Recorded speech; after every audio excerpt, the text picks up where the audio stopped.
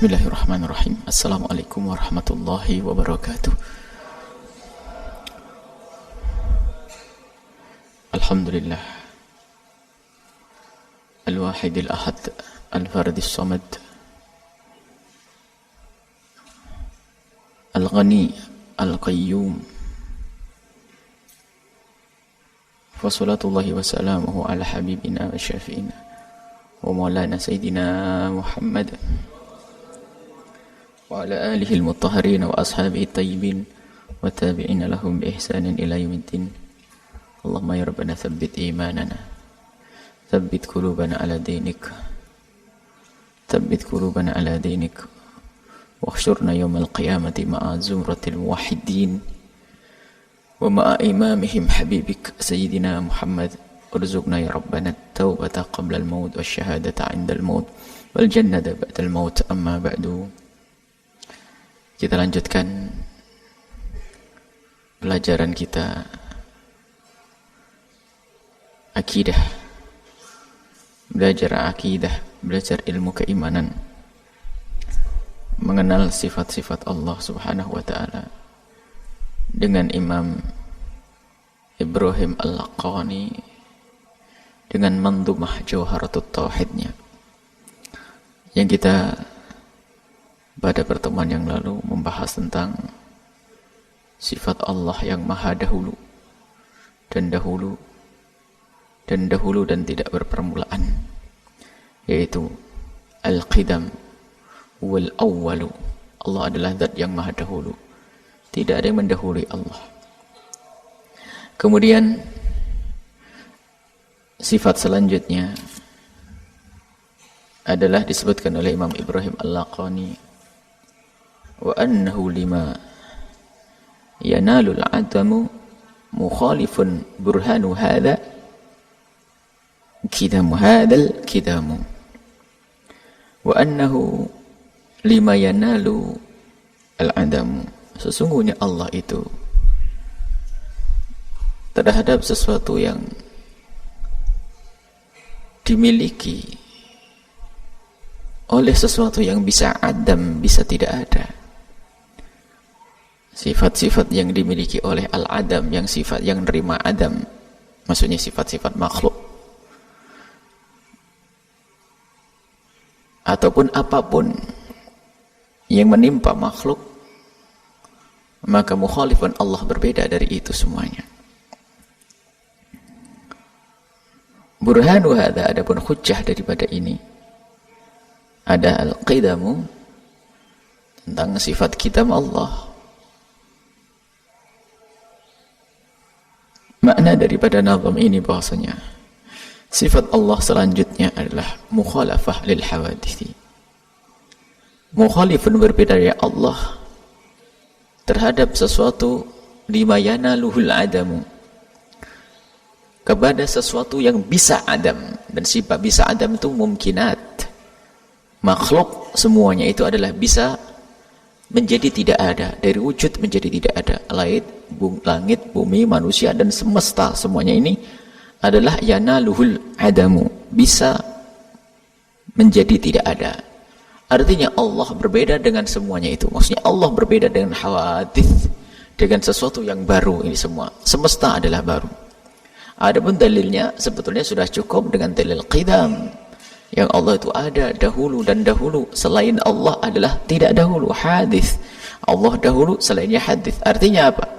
Tidak ada yang serupa dengan Allah, tidak ada yang menyamai dengan Allah. Maka Allah mukhalifun lil hawadisi, Allah berbeda dengan hal-hal baru dari ciptaan Allah subhanahu wa ta'ala. Masalah mukhalafah lil hawadisi, berbedanya Allah dengan makhluk, ini pembahasan yang sangat luas, yang nanti akan dilanjutkan lagi di dalam nazamnya, mandumahnya Imam Ibrahim Al-Laqani, yaitu tentang ta'wil dan tafwid. Di saat kita menemukan firman Allah atau hadis-hadis Nabi yang secara lahir akan memberikan gambaran secara lahir, ingat, memberikan gambaran bahwasanya Allah sama dengan makhluknya, seperti bertangan, bermata, duduk, dan seterusnya, maka itu perlu ada kaidah khusus di dalam memahami ayat-ayat seperti itu. Dan insya Allah nanti pada waktunya. Akan tapi intinya di sini kita harus meyakini bahasanya Allah itu berbeda dengan makhluknya. Dalam takbir Qur'ani, laisa kamitslihi syai'un wa huwas samiul basir. Tidak ada yang menyerupai Allah apapun. Apapun, semua yang pernah kita hadirkan, kita bayangkan dari semesta, jagat raya, dari apa yang pernah kita lihat, apa yang pernah kita lihat, baik dari kebaikan atau sesuatu yang tidak baik, semua yang pernah kita lihat dengan hawas, dengan indera kita dengar, ataupun yang kita hayalkan semampu, sekuat, sedahsyat kita berhayal, atau dalam dugaan, atau yang kita pikirkan lintasan-lintasan, maka semuanya itu dari yang pernah kita rasakan dengan indera kita dan kita lihat dengan mata kita, atau yang pernah kita hayalkan, atau yang pernah kita pikirkan, ketahuilah Allah berbeda dengan itu semuanya. Seorang hamba di saat membahas tentang sifat Allah, laisa kamitslihi syai'un, sampailah nanti pada satu kesadaran bahwasanya saya bingung, tidak paham tentang Allah. Yang aku ketahui adalah gunung menjulang tinggi, seorang raja yang sesaat memerintahkan kepada ajudannya untuk membunuh, memberi, menyerang, memberikan kasih sayang. Tapi dengan Allah ini gimana? Saya tidak paham, saya tidak ngerti. Baik dikatakan oleh Imam Abi Bakar As-Siddiq, al-ajzu an darkil idraki idraku. Berarti kalau kamu sudah sampai derajat itu, berarti kamu faham tentang Allah. Sebab Allah tidak boleh masuk dalam khayalanmu, Allah tidak boleh diliputi oleh pikiranmu, dan Allah tidak bisa diindra oleh indramu. Allah yang menciptakan indramu, Allah yang menciptakan khayalmu, Allah yang menciptakan fikirmu. Mustahil kalau Allah lalu boleh masuk dalam khayalmu. Semua Allah tidak masuk dalam khayalmu. Allah tidak masuk dalam apa yang kau pikirkan. Allah tidak bisa dijangkau oleh indramu, karena Allah tidak seperti yang engkau khayalkan, yang kau lihat. Itu makna mukhalafatul lil hawadithi, berbedanya Allah dengan makhluknya. Sehingga makna menganggap beda ini, meyakini bedanya Allah, ini penjelasan panjang. Kadang seseorang mengatakan laisa kamitslihi syai'un, tidak ada yang menyerupai Allah dari sesuatu apapun dari ciptaan Allah. Akan tapi bisa saja seorang hamba tanpa ia sadari, diam-diam telah menetapkan untuk Allah satu sifat yang itu sebetulnya sifat yang hanya untuk hambanya.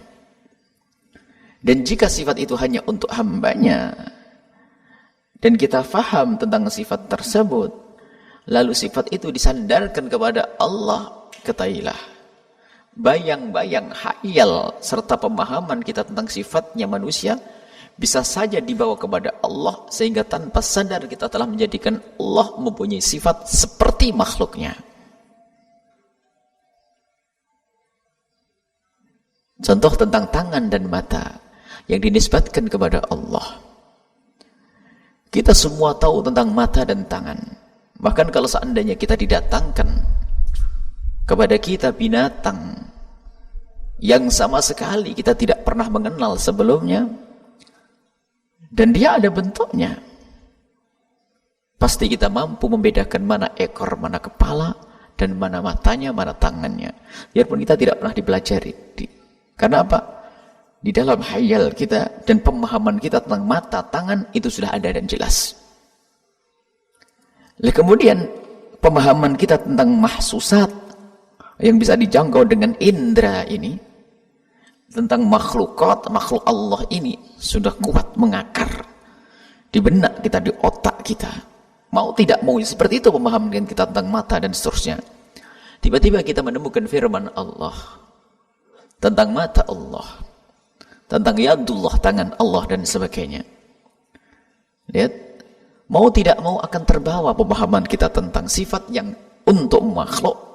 Di saat kita nisbatkan kepada Allah, bisa saja tanpa disadari seorang hamba tersebut membuat hayalan sendiri tentang Tuhannya, seperti yang ada di dalam otaknya tadi. Tanpa disadari membuat tangan. Sehingga inilah yang disebutkan sebagai penyembah berhala, akan tapi bukan berhala yang diciptakan dari batu, akan tapi berhala yang dibentuk oleh hayalannya tentang Tuhan. Sementara Allah tidak masuk dalam hayalmu. Sehingga di sini para ulama membuat undang-undang agar hamba-hamba ini tidak terjebak dengan memberhalakan Tuhan di dalam akalnya sesuai dengan hayalannya. Maka ada kaidah tafwid dan kaidah takwil. Nanti pembahasannya.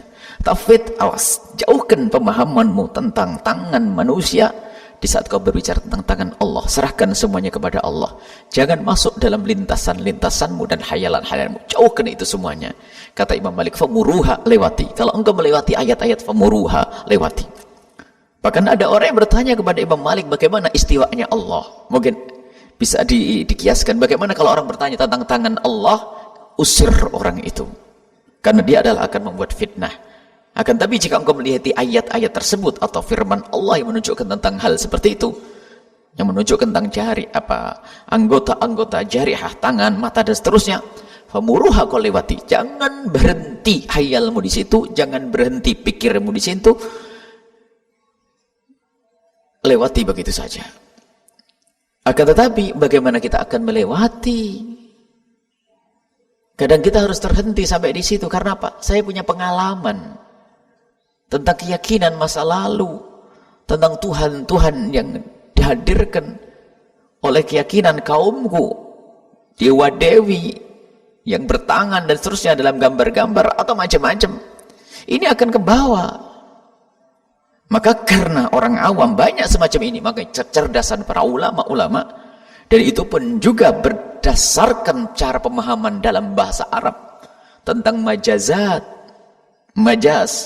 sehingga menghadirkan satu kaidah yaitu takwil, dan ternyata itu juga pendidikan dari Al-Quran sendiri. Al-Quran, sehingga di dalam masalah ayat mutasyabihat, ya, walladzi anzala 'alaikal kitaba minhu ayatun muhkamatun hunna ummul kitab ukhra mutasyabihat. Tentang ayat mutasyabihat yang mengandung makna lain, kadang makna yang tidak secara lahirnya adalah itu. Kalau sudah ketemu ayat-ayat mutasyabihat, bagaimana? Sebagian mentakwili, sebagian mengikuti hawa nafsunya dengan takwil-takwil. Akan tapi ketahuilah, wa ma ya'lamu ta'wilahu illallahu. Tidak ada yang mengetahui takwilnya kecuali Allah. Takwil adalah memberi makna tentang satu lafaz tidak seperti zahirnya. Zahirnya seperti ini, tapi dimaknai lain. Itu takwil. Wa ma ya'lamu ta'wilahu illallahu. Tidak ada yang mengetahui takwilnya kecuali Allah. Maka ini manhajnya ahli tafwid. Tidak ada siapapun dari manusia yang boleh mentakwil tentang tangan Allah, istiwa Allah, tentang kaki, tangan dan seterusnya. Tidak ada yang boleh mentakwil, karena wa ma ya'lamu ta'wilahu illallah. Wakaf di sini. Bacaan wakaf menunjukkan manhajnya ahli tafwid. Jadi kalau menemukan ayat begitu, serahkan kepada Allah. Karena apa? Wa ma ya'lamu ta'wilahu illallah. Tapi para qurra, ada yang mengatakan ini wakaf di sini, dan ada yang mengatakan ini tidak wakaf. Tidak wakaf, wakaf itu berhenti. Kalau wa ma ya'lamu ta'wilahu illallah, ini manhaj ahli tafwid. Al-Quran, hujjah kita dari Al-Quran. Tidak boleh ganggu, tidak boleh kita menghayal-hayalkan tentang sifat Allah. Sudah, serahkan kepada Allah, sudah. Wa ma ya'lamu ta'wil. Tidak ada yang tahu ta'wilnya kecuali Allah. Tapi manhaj kita juga ahli sunnati wal jamaati mengatakan ayat ini tidak berhenti sampai di situ, tapi ada sambung. Wa may ya'lamu ta'wilahu illallahu warrasikhuna fil ilmi. Tidak ada yang tahu takwilnya tentang ayat-ayat tersebut. Tentang ayat mutasyabihat, tidak ada yang tahu takwilnya.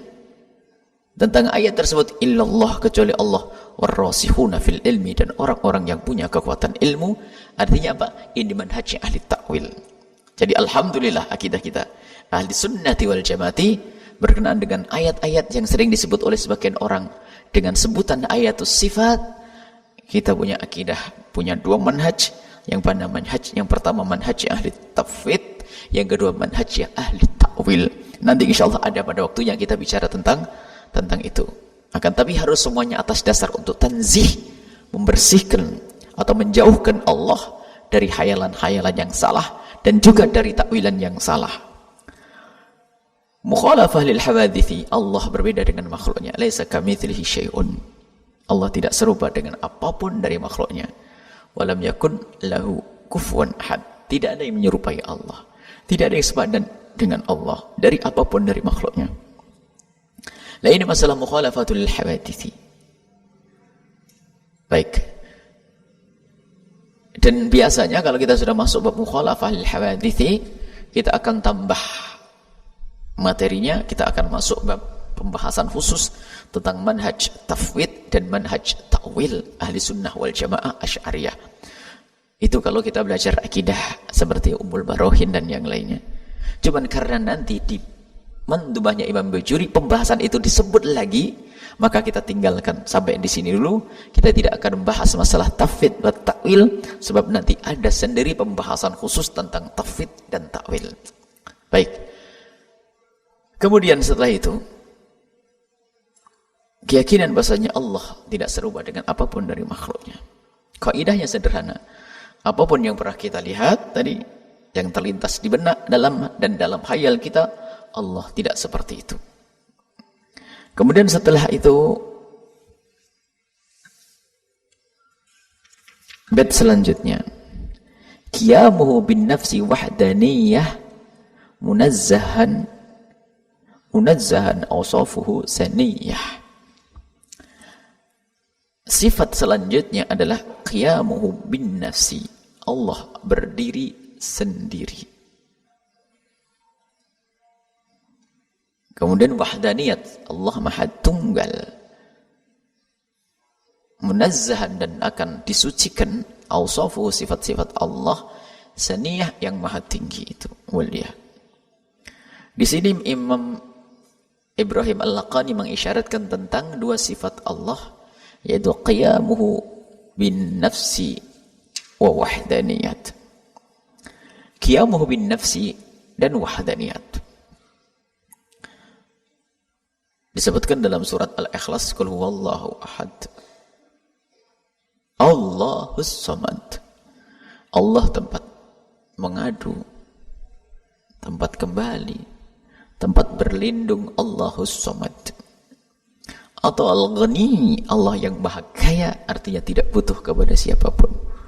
Al-Qayyum, yang mengurusi segalanya. Itulah makna dari qiyamuhu bi nafsihi. Allah tidak butuh kepada apapun.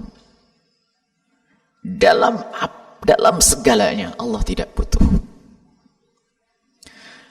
Hidup Allah dzati, dari zat Allah, sehingga Allah tidak perlu sesuatu yang lain yang menghidupkan Allah. Berbeda dengan kita hidup, akan tapi hidup kita karena Allah yang menghidupkannya. Kita butuh kepada Allah. Allah tidak butuh kepada apapun dan siapapun dari makhluknya.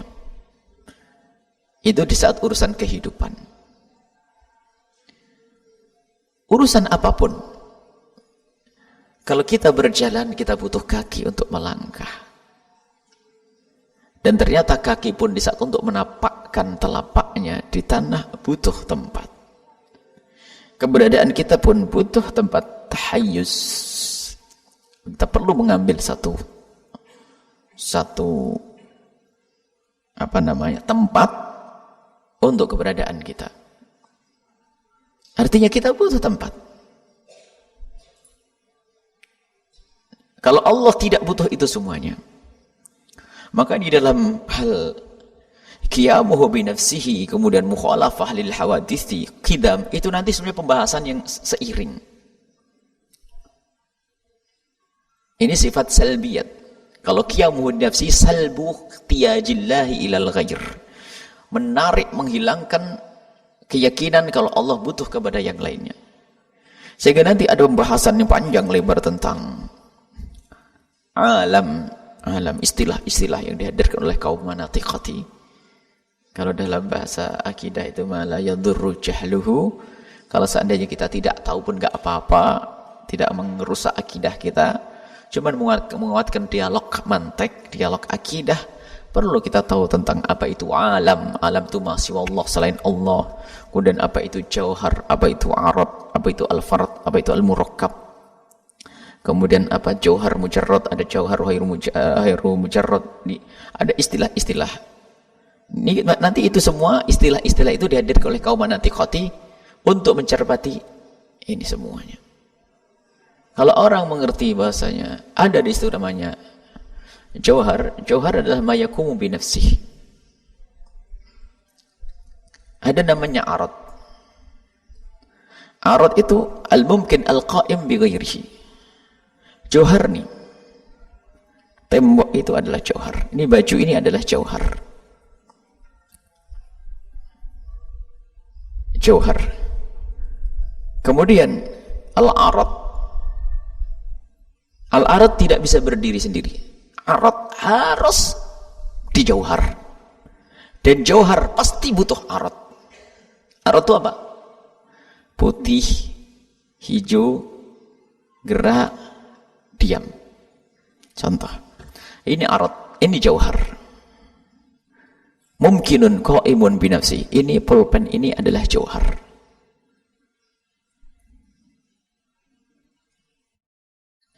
Jauhar itu disusun menjadi jisim. Ini jisim. Jisim terdiri dari jauhar.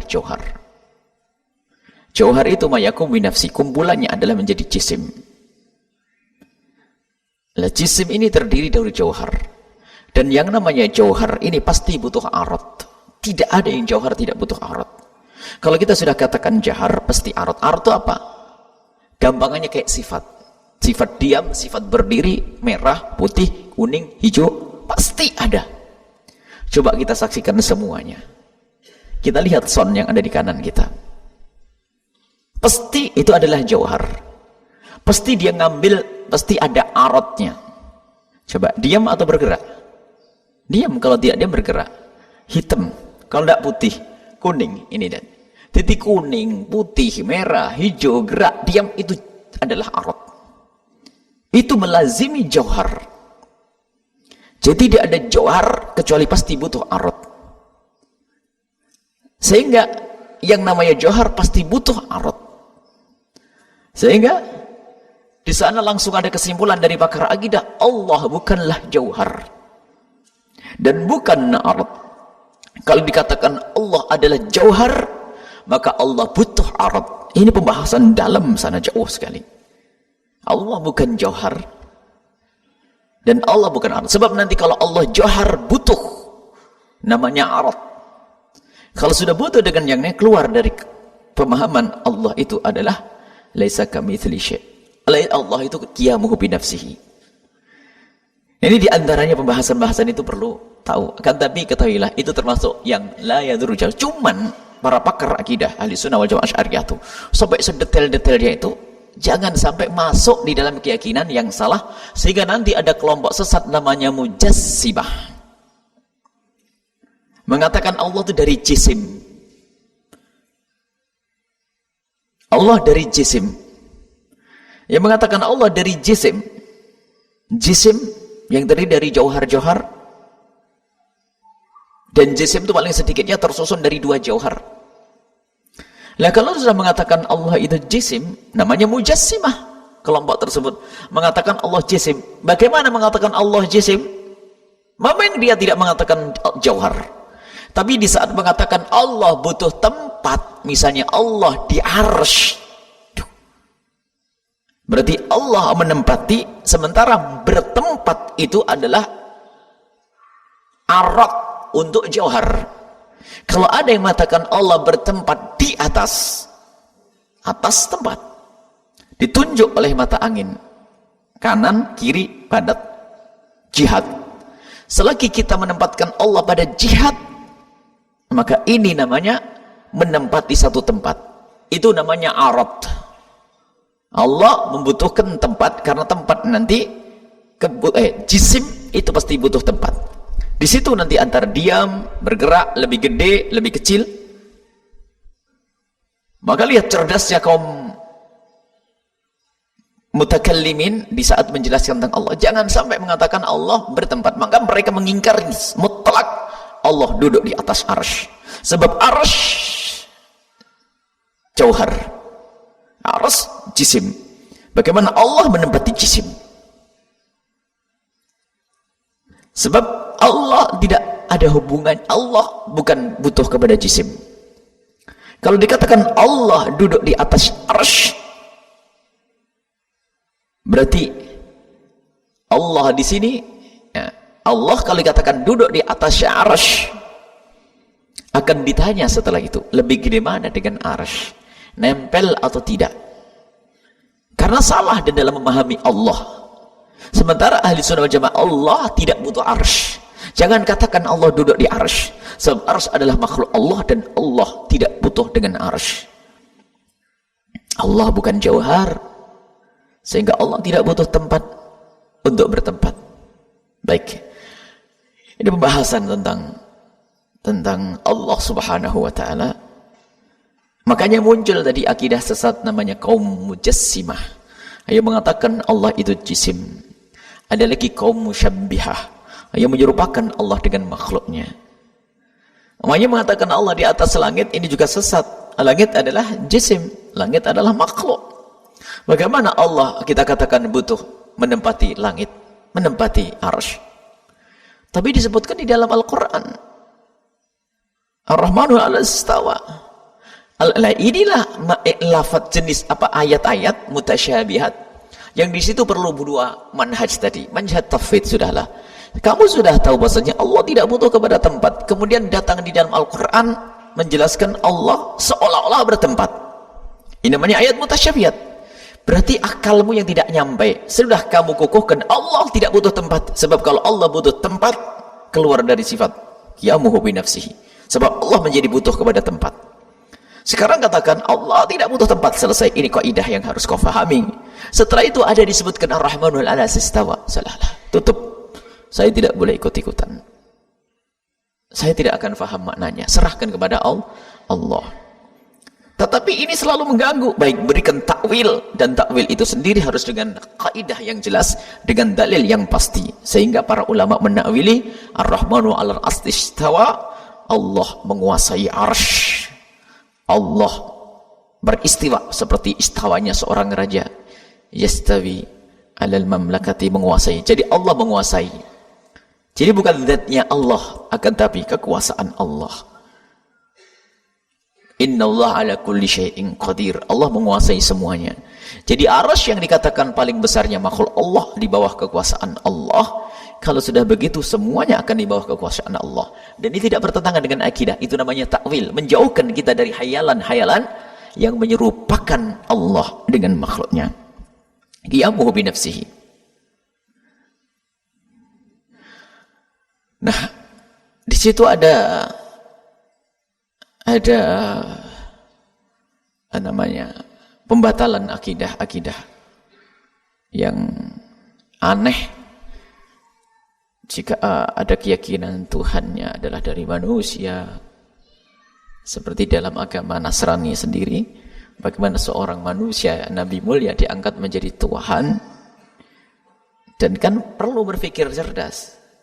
Di saat mau disalib, menyeru, menurut keyakinan mereka kan Sayyidina Isa alaihissalam disalib, lalu berkata oleh Elia lima sabaktani, menyeru kepada Tuhan, Allah, ya Allah, kenapa kau tinggalkan aku?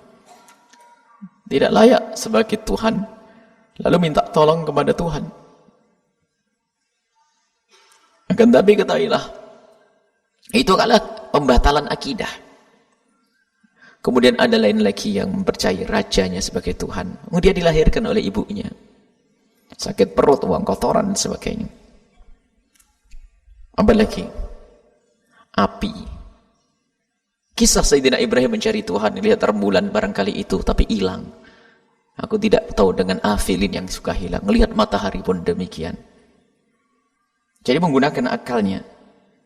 Bagaimana Tuhan hilang? Sesaat bersinar, saat tidak. Api. Bahkan keyakinan kaum jahiliyah sendiri yang menyembah patung. Di saat tidak ada patung, membuat patung-patungan dari kurma. Kemudian setelah capek menyembahnya, dimakan. Itulah membuat Sayyidina Umar tertawa. Ada kejadian aneh padaku waktu dulu aku masa jahiliyah. Padahal aku tuh tergolong orang pintar, kata Sayyidina Umar bin Khattab. Tergolong orang kelas dalam kecerdasan dan dalam status sosialnya. Tapi aku punya pekerjaan unik. Apa itu khalifah? Dan itu yang membuatku tertawa kalau aku ingat. Apa? Suatu ketika aku menyembah berhala yang aku buat dari kurma. Setelah aku lapar, aku makan Tuhanku. Nah ini kan sebetulnya nalarnya itu nggak bisa nerima Tuhan seperti itu. Bagaimana Tuhan seperti aku? Ya bukan dong, aku bukan Tuhan. Bagaimana aku menyembah yang seperti aku, biarpun sepertinya itu tidak bentuknya seperti ini. Contoh patung. Lah patung tuh lebih parah dari aku. Aku masih bisa berbicara. Aku pun tidak pantas jadi Tuhan. Bagaimana patung aku sembah sebagai Tuhan? Apalagi. Jadi ini menggunakan, makanya dialognya Qaumanatiqati sampai detail kelebihan waktu mereka, berkah waktunya. Sehingga bahas masalah alam, jauhar, farjar, muraklan, ma'arad, dan seterusnya. Ini karena kecerdasan beliau sampai sedetail-detailnya. Sebab yang mereka hadapi adalah orang-orang yang betul-betul jauh dalam kesesatan akidah dari kaum Mujassimah dan Musyabbihah.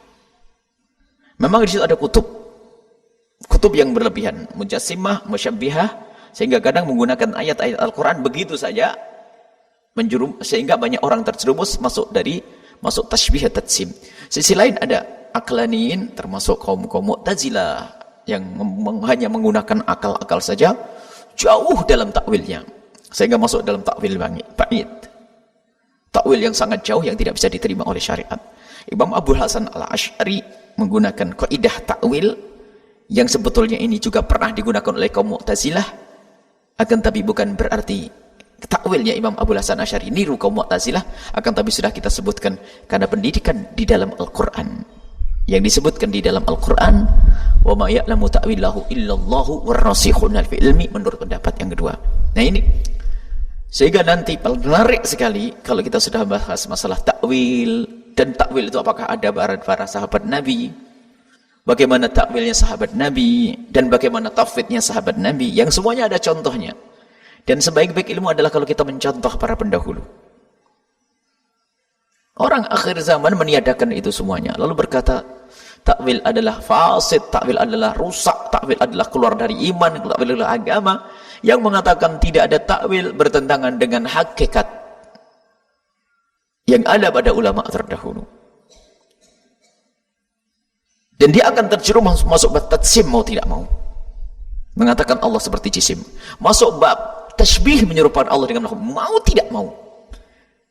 Dengan hujjah nuthbitu ma athbatahu Allah, kita akan menetapkan sesuatu yang ditetapkan oleh Allah. Selagi Allah menyebut dalam Al-Quran begitu. Sampai kebablasan satu orang yang dikatakan oleh mereka alim, karena di dalam Al-Quran wa makarallah, kemudian lagi wa huwa khadi'uhum,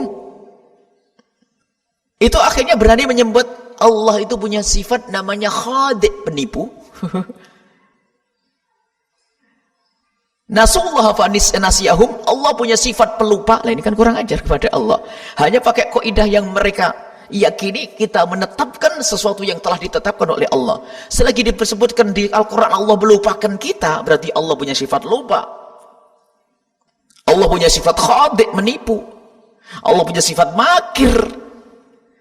Ini kebablasan, salah dia. Pengen nuthbit ma athbatahullah. Kita akan menetapkan selagi Allah menyebutkan dalam Al-Quran makar, wa makarullah, Allah memakar, membuat makar. Padahal ada istilah dalam kita itu adalah namanya musyakalah, Bukan hakikatnya Allah membuat makar, tidak. Itu ada makna dan ditakwil. Ini kurang ajar Allah. Allah dikatakan sebagai Allah yang penipu, Allah lupa. Tahu makna lupa atau tidak? Makna lupa itu tahu atau tidak, kan begitu. Sehingga sampai kisah anti takwil. Mereka tuh anti takwil unik sekali. Sehingga dikisahkan ada seorang buta dari mereka. Buta dari mereka. Dan anti takwil. Sehingga bertemu dengan ulama kita. Kemudian berkata, kasihan kamu yang buta itu. Nanti kamu di akhirat nanti buta. Kau tidak akan bisa lempeng. Tidak bisa lurus jalan di padang mahsyar. Kenapa begitu? Karena Allah Subhanahu wa taala berfirman, "Man kana fi hadhi a'ma fa huwa fil akhirati a'ma." Yang di dunia itu buta, nanti di akhirat buta. Oh, bukan buta itu maksudnya. Itu sudah masuk takwil ini. Jadi dia takwil itu wajib, takwil itu harus. Hajar aswad yaminullah yusafi bi ibadah.